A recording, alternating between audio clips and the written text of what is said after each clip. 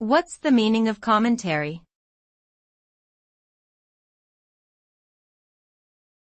Commentary.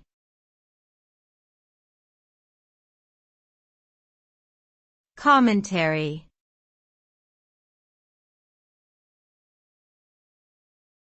Commentary.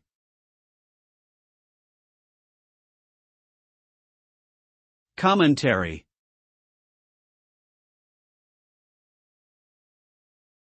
Commentary refers to a written or spoken explanation or interpretation of an event, situation, or piece of text.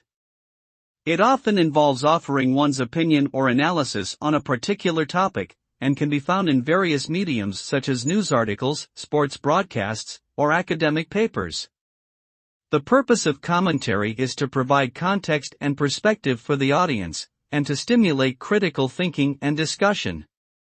It can serve as a valuable tool for enhancing understanding and fostering communication among individuals with different perspectives.